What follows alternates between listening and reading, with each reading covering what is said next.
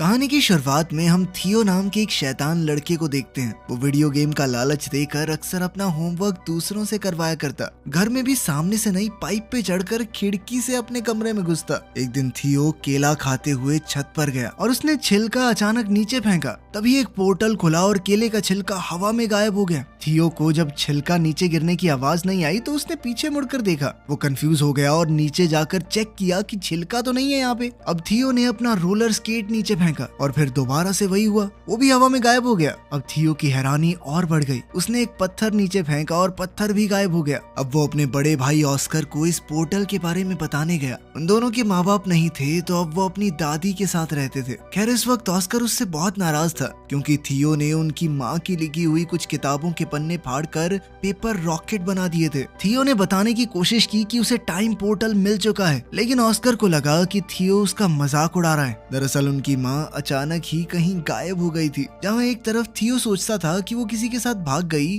वहीं ऑस्कर का मानना है कि वो एक काबिल साइंटिस्ट हैं जो कि टाइम पोर्टल्स को ढूंढ रही थी और शायद अब किसी और समय में फंस चुकी हैं। वो उनकी रिसर्च को समझकर अपनी माँ को वापस लाना चाहता था। अब दोनों भाइयों में लड़ाई बढ़ती जा रही थी। इसी बीच दादी ने उन्हें कुछ खाने के लिए बुला लिया। दादी के आगे वो दोनों शांत रहे, लेकिन दादी के जाते ही दोबारा बहस शुरू हो गई। ऑस्कर ने गुस्से में थियो को एक आधी गाली बक दी, जिसके बाद थियो ने गुस्से में ऑस्कर का टर्टल पोर्टल में फेंक दिया। ऑस्कर बेचैन होकर हर जगह अपने प्यारे टर्टल को ढूंढने लगा, जिसके ना मिलने पर ऑस्कर ने हर जगह अपने टर्टल के मिसिंग पोस्टर्स लगाए। ऑस्कर उस टर्टल के बहुत करीब था। वो उससे अलग होकर बस रोता रहता। जल्द ही थियो को अपनी गलती का एहसास हुआ और उसने सब कुछ ठीक करने के लिए पोर्टल में कूदने का सोचा। पोर्टल में कूदते ही थियो भी वहां पहुंच गया जहां सब कुछ पड़ा था जो उसने पोर्टल में फेंका था। टर्टल भी वहीं पर था। थियो टर्टल को लेकर घर चला गया और वापस वहीं रख दिया, जिसके बाद वो चुपचाप सो गया। लेकिन अगली सुबह कुछ बहुत अजीब हुआ। थियो अभी सो ही रहा था, लेकिन ऑस्कर काम के लिए तैयार हो गया। अब ऑस्कर की उम्र काफी बढ़ चुकी थी। थियो दरअसल उस पोर्टल की मदद से 1990 से 2022 में आ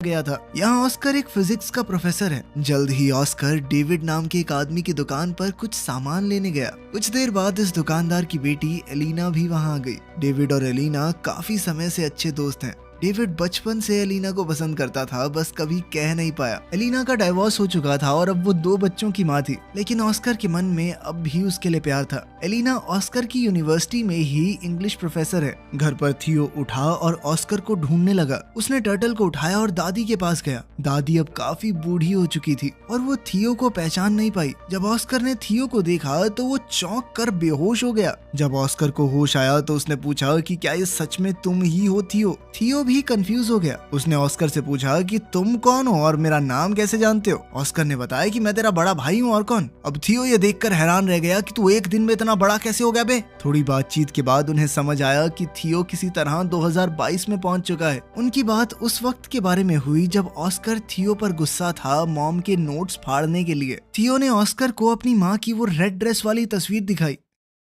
थियो अब परेशान होकर 1992 में वापस जाना चाहता था क्योंकि उसे डर था कि अगर लेट हो गया तो दादी उस पर चिल्लाएगी। थियो छत पर गया ताकि वो पोर्टल में वापस कूद पाए, लेकिन जैसे ही उसने पत्थर फेंका वो गायब हुआ ही नहीं। ये वाला पोर्टल तो 2022 में बंद हो गया था। थियो परेशान हो गया कि वो पोर्टल बंद कैसे हो सकता है। इस पर ऑस्कर ने उसे समझाया कि टाइम ट्रैवल इतना सीधा नहीं है। जिस रास्ते तुम यहाँ पर आए हो जरूरी नहीं वो पोर्टल वापस भी जाता हो। अब ऑस्कर ने सोचा कि एक नया पोर्टल ढूंढना पड़ेगा ताकि 2022 से 1990 में वापस जाया जा सके। इस बारे में जानकारी इकट्ठा करते हुए ऑस्कर थियो को अपने सीनियर प्रोफेसर के पास ले गया। उसने बताया कि 2022 में साइंस और टेक्नोलॉजी ने काफी तरक्की कर ली है, लेकिन टाइम पोर्टल जैसी कोई चीज नहीं हो सकती। प्रोफेसर की बात सुनकर दोनों भाई वहाँ से वापस आ गए। थियो मॉडर्न दुनिया को देखकर काफी हैरान था। उसने ऑस्कर का फोन देखकर पूछा कि ये क्या है। ऑस्कर ने समझाया कि ये एक फोन है, लेकिन पुराने फोन्स की तरह इसमें नंबर घुमाने नहीं पड़ते, ना ही इसमें कोई तार है। ऑस्कर ने थियो को शांत करवाते हुए कहा कि अभी हमें पोर्टल को ढूंढने पर ध्यान देना चाहिए। तुम्हें 1990 में वापस जाना है कि नहीं? तभी थियो ने ऑस्कर को बताया कि मुझे हाथ से लिखी हुई एक लिस्ट मिली थी माँ के पेपर्स में, जब मैं वो रिसर्च वाले पन्ने फाड़कर रॉकेट बना रहा था।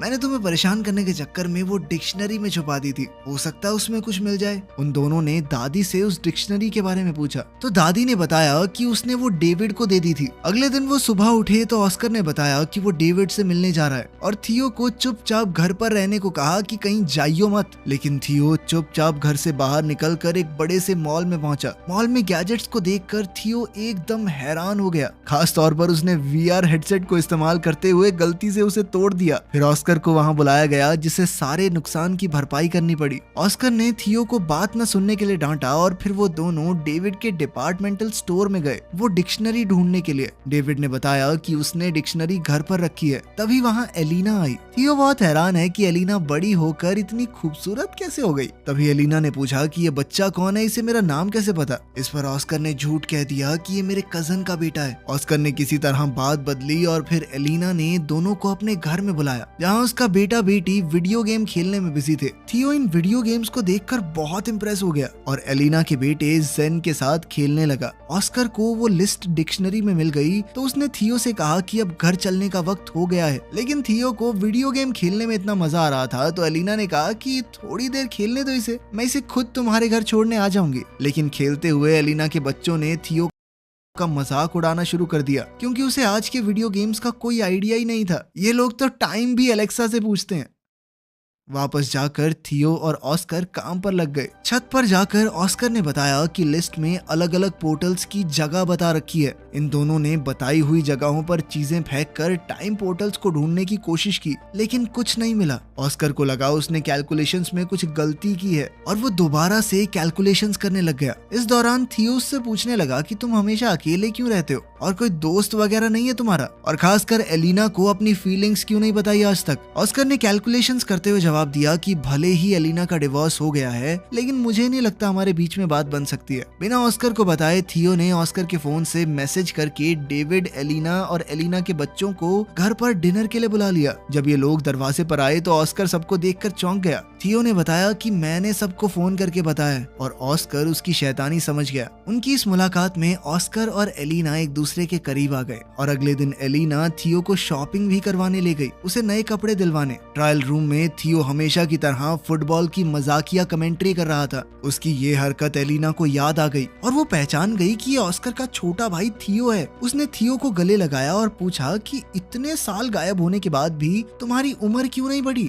थियो ने बताया कि मैं एक टाइम पोर्टल में कूद गया था जिसकी मदद से वो सीधा 1990 से यहाँ पहुंच गया 2022 में। एलिना को विश्वास तो नहीं हो रहा था लेकिन उसके सामने जीता जागता सबूत था। एलिना ने कंफर्म करने के लिए ऑस्कर से पूछा। ऑस्कर ने पत्थर को छत से नीचे फेंका और इस बार पत्थर उछलकर ऊपर आ गया जिससे पता चला कि टाइम पोर्टल वहाँ है। ऑस्कर ने समझाया कि टाइम पोर्टल 3 तरह के होते हैं। पहली तरह के पोर्टल से सीधा ट्रैवल किया जा सकता है एक समय से दूसरे समय में। दूसरी जगह का पोर्टल पता नहीं आपको कहाँ ले जाकर पटक दे। और तीसरी तरह का पोर्टल बहुत खतरनाक होता है क्योंकि वहाँ से बाहर नहीं निकला जा सकता। थियो पहली तरह के पोर्टल का इस्तेमाल करके 2022 में पहुंचा है और अब उन्हें सही पोर्टल ढूंढना होगा जिससे थियो को वापस 1990 में भेजा जा सके। अब इन लोगों ने रोजाना रिसर्च करना शुरू कर दिया और एलिना का रोज वहां आना ऑस्कर को अच्छा लगने लगा। वो अकेले में खुशी से नाचने लगा। अब दोनों ने मिलकर सही पोर्टल ढूंढना शुरू किया। एलिना थियो को वापस 1990 में भेजकर कुछ ज्यादा खुश नहीं थी क्योंकि बीते हुए कल को बदलने से शायद उनका फ्यूचर भी बदल जाए। हो सकता है उसके बच्चे कभी पैदा ही ना हो। वो अपने बच्चों से बहुत प्यार करती थी